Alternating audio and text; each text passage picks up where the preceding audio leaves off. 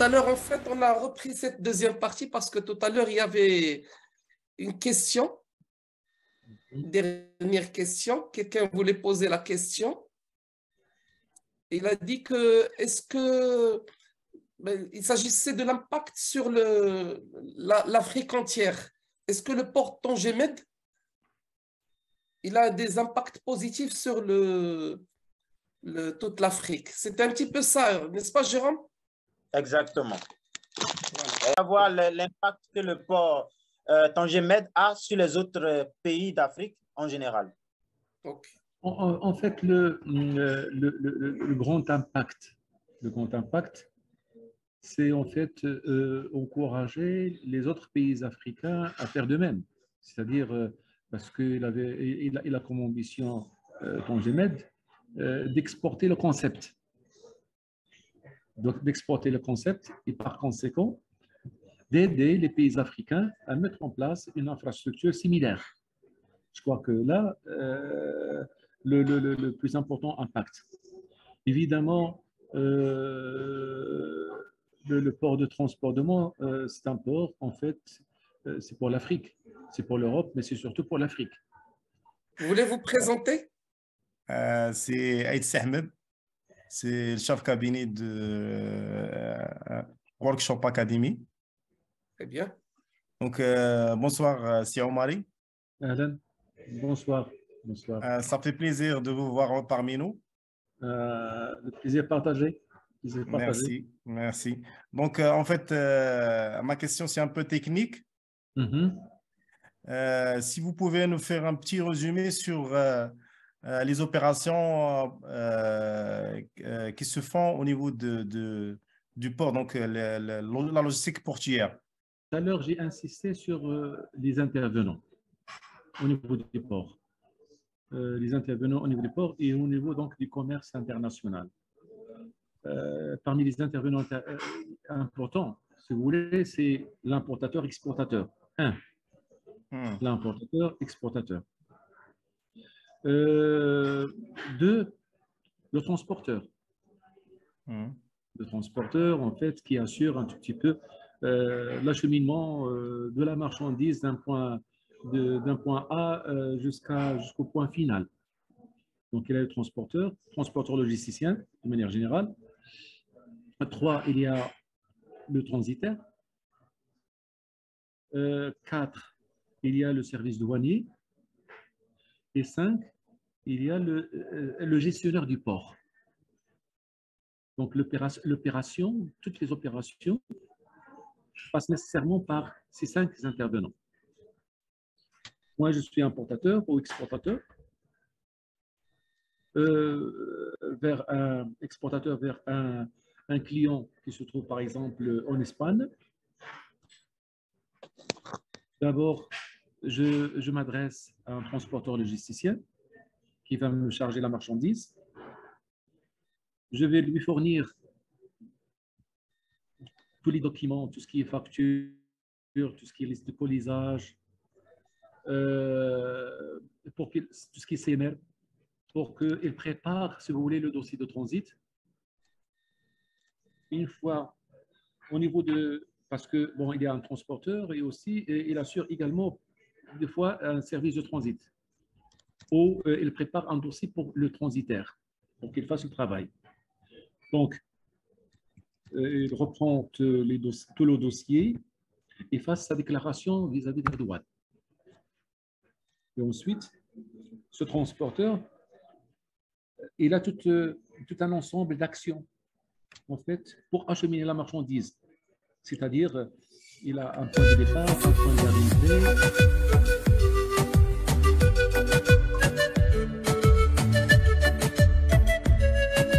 Merci, c'est Omari, c'est très gentil, Khoya. On a profité, on a dégusté avec vous le savoir. Allah, je te remercie de tout fond du cœur. On va échanger davantage, Inch'Allah. Inch'Allah. On vous invitera encore une fois. Voilà. Avec plaisir, avec plaisir. Merci, c'est Omari. Très gentil. Shukran bzaf. À très bientôt. À très bientôt. Merci. On a avec nous un autre expert avec qui on va profiter énormément. Il nous vient du Mali. C'est un ami à moi. C'est M. Moussa Ouattara. bon courage. Monsieur Moussa Ouattara, je vous invite à activer votre micro. Et... Merci, chers collègues.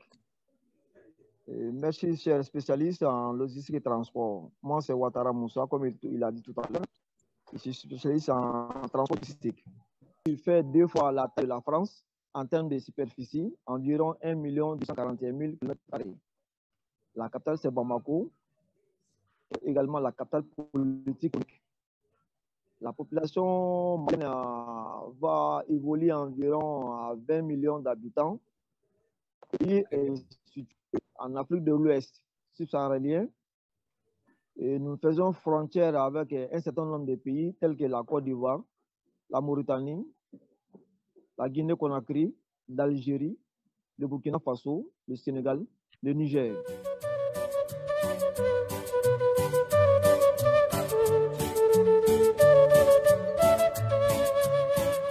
Un port sec permet à un pays enclavé comme le Mali de rationaliser et de sécuriser le système d'approvisionnement du pays. En réalité, le Mali n'a pas de port sec, mais nous avons un système de port sec. Je m'explique. Comme j'ai dit, la logistique et le transport n'est pas très développé. Ça s'exerce sous forme informelle. Nous avons des parkings pour recevoir les navires en destination à la capitale Bamako. Il y a un port sec non loin de la Tour d'Afrique. Il y a un port sec qui loge dans les locaux du Spetelco. Et un 3e port sec qui appartient au groupe Bolloré Africa Logistique. Le gouvernement avait initié de construire un port sec digne de nom, mais la société Bolloré s'est parvenue à convaincre le gouvernement malien de ne pas construire un port sec parce qu'ils en avaient un déjà. Okay. Le Mali est un pays de l'interland. Il est desservi par plusieurs ports, notamment le port de la Mauritanie, la Guinée-Conakry, le Ghana, le Togo, la Côte d'Ivoire, le Sénégal.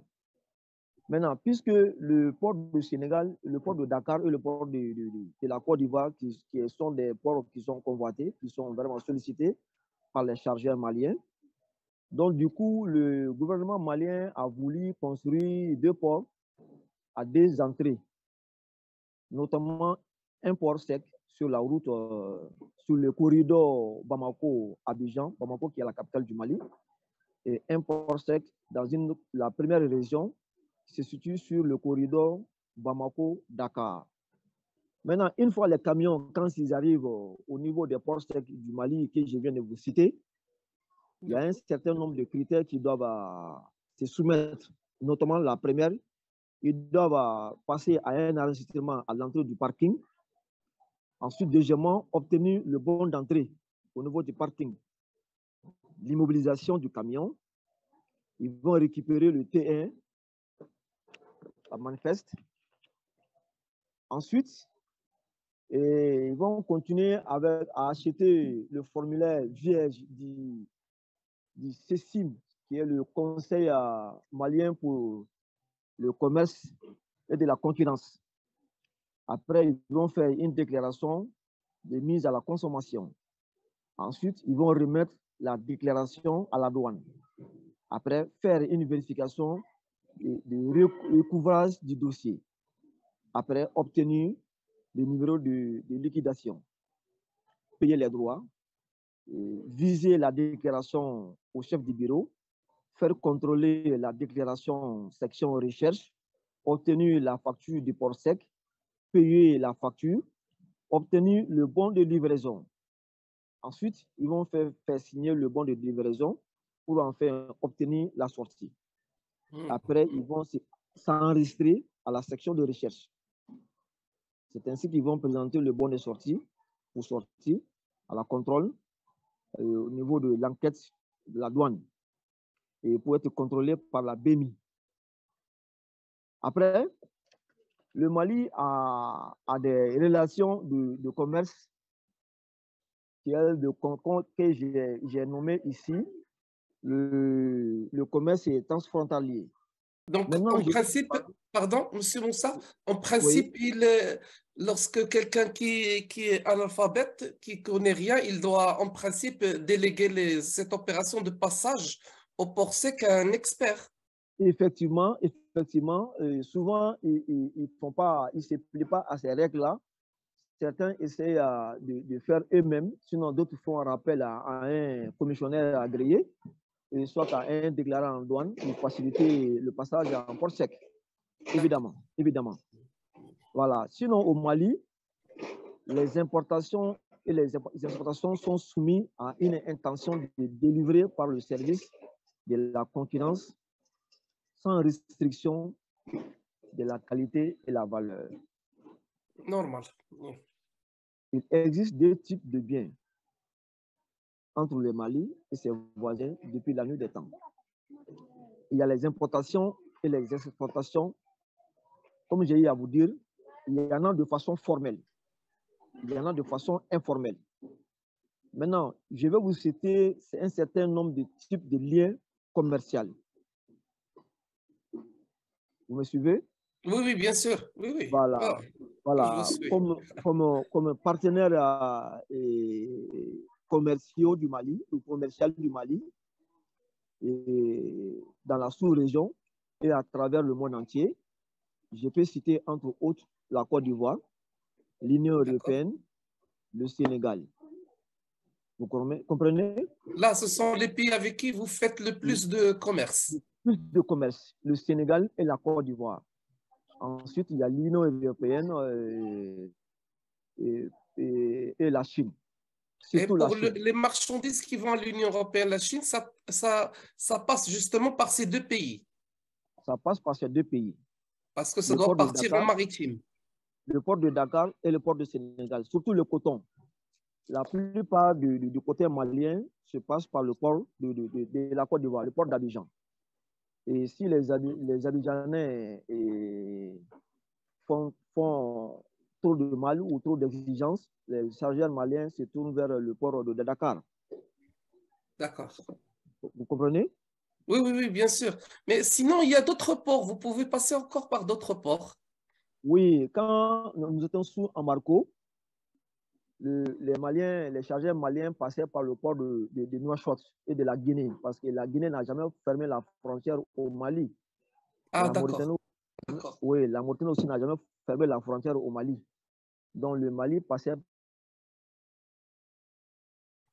Donc, parfois, il y a de la marchandise qui part du Mali vers la Mauritanie. Le port de Nouakchott et le port de la Guinée. Oui. Donc, il y a de la marchandise qui passe par la Mauritanie, puis elle passe par le Maroc. Par le Maroc, bien sûr. D'accord. Et depuis une dizaine d'années, le Mali a signé un accord partenariat commercial avec le Maroc. Surtout, au Maroc, le Maroc exporte beaucoup de la mandarine, de l'orange vers le Mali, de l'oignon, de la pomme de terre vers le Mali. Et vraiment, c'est un lien de commerce qui est vraiment fructueux pour les deux pays parce qu'il arrive un moment au Mali et les marchandises les denrées dont je viens de vous citer se font beaucoup rares. Donc, du coup, le Maroc soutient beaucoup le Mali dans ce domaine-là. D'accord. C'est bon? Je suis au courant de l'oignon parce que j'ai des amis qui envoient de l'oignon chez vous. À acheter des espaces dans ces pays-là pour en faire des magasins, des entrepôts, je veux dire. Ah, d'accord. Oui, et ces entrepôts sont Il a fait des entrepôts hors le Mali, c'est ça? Le Mali a fait des entrepôts dans tous les ports qui fréquentent. Ah, d'accord.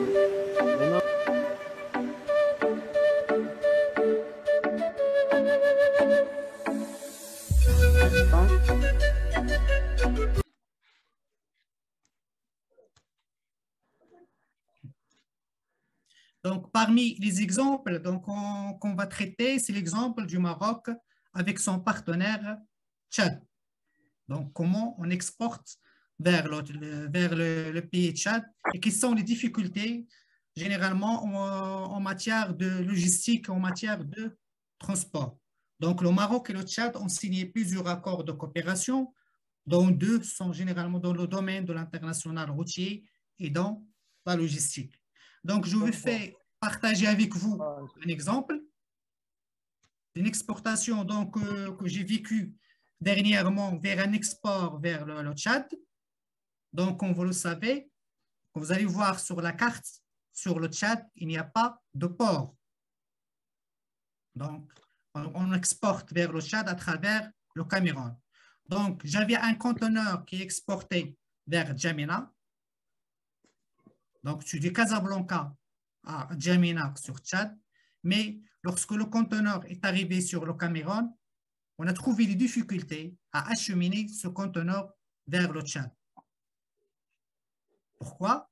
Donc, c'est pour des mesures de sécurité et que les compagnies maritimes ne veulent pas acheminer ce conteneur vers Tchad, sachant que le kilométrage entre le Cameroun et le Tchad, c'est l'environ de 1135 km, alors que le kilométrage ou bien la distance entre le Cameroun et le Maroc, c'est 3379. Vous voyez que le coût qu'on a pu calculer entre Casablanca et Douala en Cameroun, c'est l'environ de 1600 €. Le coût entre le Cameroun et Tchad, c'est 7000 €. Vous allez bien voir que le coût entre le Cameroun et Tchad, c'est à peu près 4 fois le prix entre le Maroc et le Cameroun. Pourquoi? Vu les mesures de sécurité qui ne sont pas mises en place entre le Cameroun et le Tchad. Donc, cette hausse s'explique par un mécontentement des transporteurs qui jugent inapproprié de supporter des marges de bénéfices faibles et aussi des mesures de sécurité qui ne sont pas mises en place entre le Cameroun et le Tchad. Donc, et juste pour vous dire que le coût de transport entre le Maroc et l'Afrique n'est pas lié seulement à question de distance. Donc, il y a plusieurs facteurs qui interviennent pour déterminer le prix de transport, le coût logistique entre le Maroc et l'Afrique. C'est généralement le coût de sécurité. On a vu que c'est l'expérience en Mali pour le transport routier. Donc, lorsqu'il y a des mesures de sécurité qui ne sont pas en place, il y a pas mal de pertes et le coût de transport augmente. Donc, maintenant, on va passer à partager une expérience de l'importation ou bien. Donc, vous êtes au Cameroun, vous êtes au Tchad, vous êtes en Mali, vous voulez importer de la marchandise du Maroc. Que faire? Quelles sont les possibilités? Quelles sont les difficultés que vous allez rencontrer? Comment avancer dans votre dossier? Quelles sont les solutions logistiques qu'on veut vous proposer? Donc, comme vous le savez, l'opération de l'importation commence premièrement. Donc, on va aller étape par étape. Donc, la première opération, c'est la recherche des fournisseurs sur le Maroc. Donc, on a pas mal de fois, on rencontre des Africains qui arrivent sur place pour chercher des fournisseurs. Donc, soit pas mal de moyens, mais en grande partie, ils viennent sur le Maroc donc pour chercher les fournisseurs. Donc, chercher les fournisseurs, sachant déjà qu'ils savent bien qu'est-ce qu'ils veulent importer, qu'ils savent bien les besoins de leur marché. Donc, la première chose, savoir quels sont les besoins de votre marché. Deuxièmement, chercher les fournisseurs, c'est-à-dire le sourcing. Donc, une fois que vous allez chercher vos fournisseurs, vous allez entrer en contact avec eux. C'est là où commence donc la négociation. La négociation de quoi? La négociation de la qualité de votre produit. Quel est le produit que vous cherchez? La qualité de votre produit, la quantité que vous voulez acheter, le prix auquel vous allez acheter. Donc, une fois que vous avez déterminé cette négociation commerciale, vous avez tout ficelé, vous avez signé un contrat sur le plan commercial. Donc, maintenant, vous allez chercher la solution logistique. Donc, la solution logistique, c'est le plus important. C'est celle qui va vous permettre donc d'acheminer votre marchandise du Maroc vers votre pays. Cette solution logistique commence premièrement par la recherche du moyen de transport. Quel est le moyen de transport adapté à votre produit et aussi adapté par rapport à la distance de votre pays et par rapport à l'infrastructure logistique de votre pays? Est-ce que vous allez chercher le transport maritime? Est-ce que vous allez chercher le transport routier? Est-ce que vous allez chercher le transport aérien? Donc, cela dépend de tous ces paramètres donc, qui vont déterminer quel type de transport vous allez utiliser. Donc, une fois que vous allez déterminer le prix de transport, vous avez le type de transport que vous allez chercher. Deuxièmement, il faut négocier les incoterms.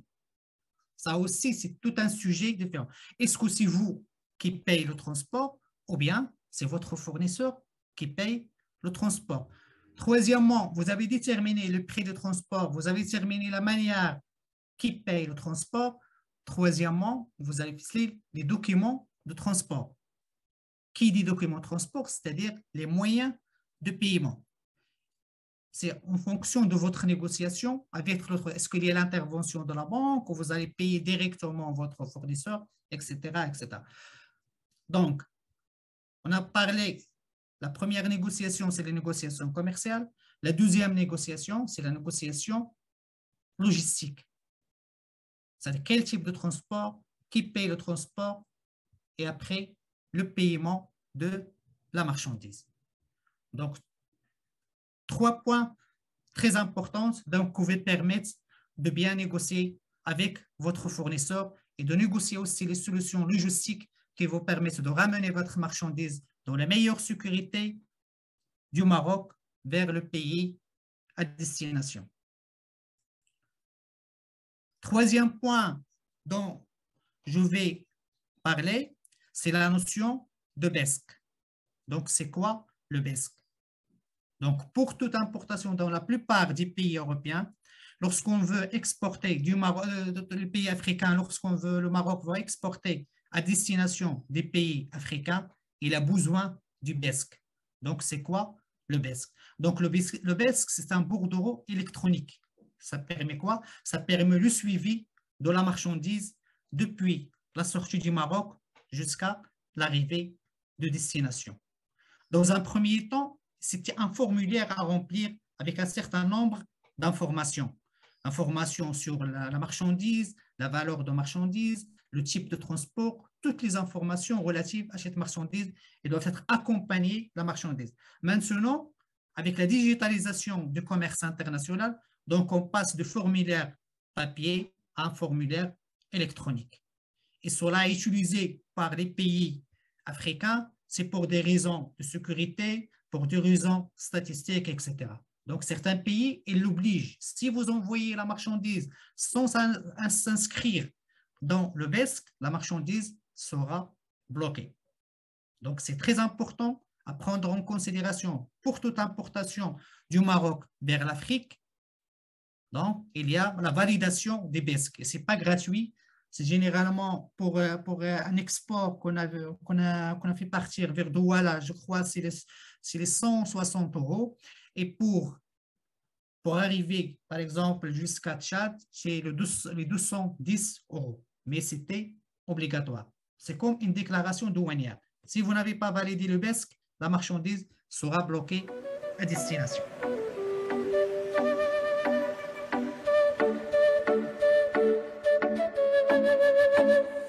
Grand plaisir. On va demander à M. Chelaoui, donc, qui va coordonner la partie questions-réponses. M. Chelaoui, vous nous entendez? Oui, bien sûr, je suis là. Très bien. M. Saïf a fini sa présentation, donc je crois que... Très bien, on vous remercie, M. Saïf. C'était très intéressant. Avec un grand plaisir, M. Chelaoui. Vous avez fini par donner une bonne récapitulation des opérations de commerce international du Maroc avec certains pays d'Afrique. C'est bien, c'est excellent. On en a profité. Est-ce qu'on a encore du temps, M. Jérôme? Oui, il nous reste 8 minutes. 8 minutes. Est-ce qu'il y a des questions On va demander aux participants s'ils ont des questions sur Chers participants, est-ce que vous avez des questions?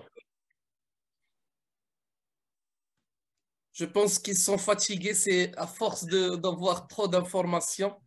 Oui, je crois. Dans tous les cas, je pense que pour aujourd'hui, c'est largement suffisant. Sauf si Moussa Ouattara est toujours avec nous pour qu'il puisse achever sa partie. Il est là.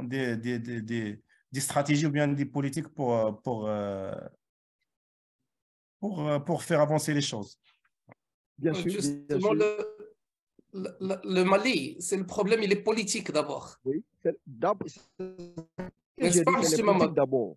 Oui. Parce que, oui, c'est la politique d'abord. Parce qu'il n'y a pas vraiment un intellectuel, un logicien de formation qui est au haut niveau de l'État.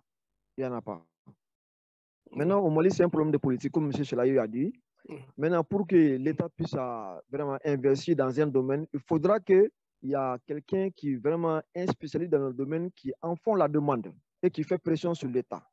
Sinon, la Banque mondiale amène des projets, les projets sont validés, mais ils ne sont pas réalisés. On a ce problème-là. Vous voyez même, depuis la création du secteur logistique et transport au Mali, depuis 2003, l'État malien n'a recruté qu'une seule fois des logiciens au sein de l'administration. Ce sont les ingénieurs, électriciens, plombiers et génie civil qui occupent les fonctions des logisticiens au niveau des postes administratifs de l'État. Vous voyez un peu. Donc, une raison de plus pour ne pas que le pays puisse avancer dans le domaine du transport et de la logistique.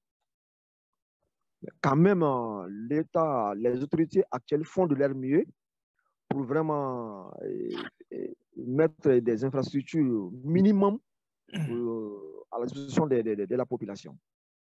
Voilà. Merci. Merci pour ces éclaircissements. Merci. Merci pour ça. Un grand merci à vous. C'est juste pour vous dire qu'il y aura des formations par la suite, des formations certifiantes autour d'un certain nombre de modules. Jérôme, vous voulez intervenir là-dessus? Oui, si je il n'y a pas de souci. Donc, pour répondre à des préoccupations de formation dans certains pays, puisqu'il y a souvent la pénurie de professeurs qualifiés dans certains pays et de la bonne formation. Donc, l'Académie a quand même initié depuis quelques années des formations métiers. Donc, comme vous pouvez le voir, ici, c'est des formations certifiées avec des universités. Nous avons des accords de partenariat avec des universités, Dauphine, Paris-Dauphine, l'université UPS, Jagora, ESTG Bénin. Donc, c'est des formations certifiées pratiques. Donc, à la fin de la formation, les étudiants ils vont avoir des certificats délivrés par les universités. Et en même temps, c'est des formations qui sont assurées par des professionnels, des experts comme nous et d'autres personnes que nous venons de faire intervenir comme vous, comme M. Seif, comme l'ex-directeur, l'ex-vice-directeur du port de Tongemed, le vice-doyen de la faculté de Mohamedia, donc des professeurs, des docteurs de faculté, Dr Lahmouchi. Donc, il y a des personnalités de haut niveau dans la logistique qui interviennent donc, pour assurer une formation de qualité. Oui. Voilà, donc c'est ce que nous offrons pour, dans le temps, répondre à cette question de pénurie de compétences sur l'Afrique. C'est un peu ça. Donc, nous allons